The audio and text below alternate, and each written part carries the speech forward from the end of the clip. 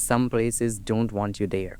The kind of places that don't just scare you, they change you. Out in upstate New York, there's a stretch of forest people call the Whispering Woods. Nobody marks it on maps. No hiker trails cut through it, and every local will tell you the same thing. Don't go in, because once the trees start whispering your name, they never stop. I grew up hearing the stories. My grandma lived near the Catskills, a faded little town with a diner, a gas station, and not much else.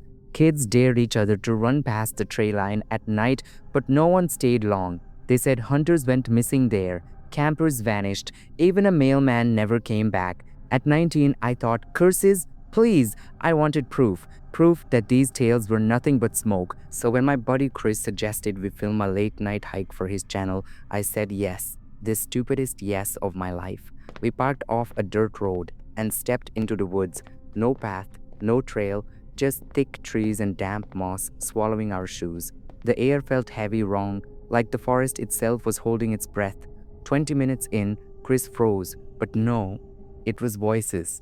Low, hushed, like people talking just beyond the dark. We shouted, hello, silence, dead silence, and that silence was worse than the voices. Deeper and deeper we went. The woods looked twisted, trees bending at impossible angles, bark carved with strange markings, circles, crossed lines, symbols that didn't feel human. Then Chris pointed. A pile of clothes, torn, damp, left to rot. My stomach tightened, and then it came back, the whispering, louder, urgent, and this time they were saying my name.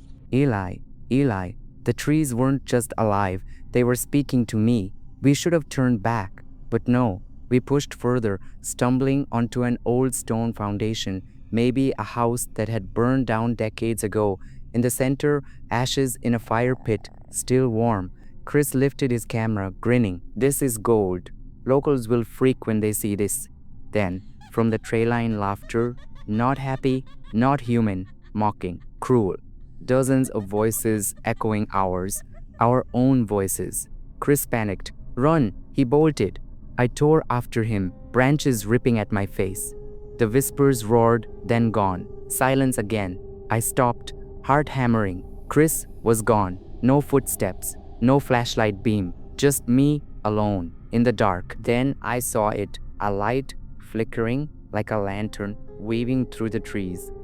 Relief, Chris. I stumbled toward it, but it wasn't Chris. A figure emerged, tall, thin, its body cloaked in shadow, its head bent at an impossible angle, and in Chris's voice it whispered, come closer. I ran. God, I ran until my lungs burned. Behind me, footsteps crashing, voices screaming. Not one, not two, dozens. Men, women, children, all wailing in unison. The sound tore through me like claws. I burst into a clearing, and there stood Chris, perfectly still, staring into the trees. Chris, I grabbed his shoulder. His skin was ice. His head turned slowly. His mouth opened, and whispers poured out like smoke. You shouldn't be here. I woke up at the edge of town. Morning light. My car parked right where we left it. But Chris, gone. His camera, gone. I staggered into the diner. Voice shaking told the waitress what happened. Her face went pale. That's how it starts, she whispered. You'll see him again, but it won't be him anymore. Weeks passed. Posters went up. Missing Christopher Hayes. Search parties scoured the woods. Nothing. But me, I still hear him. Late at night, outside my window. Chris's voice soft, whispering my name, begging me to let him in. Sometimes I glance at the glass, and in the reflection, I don't see my room.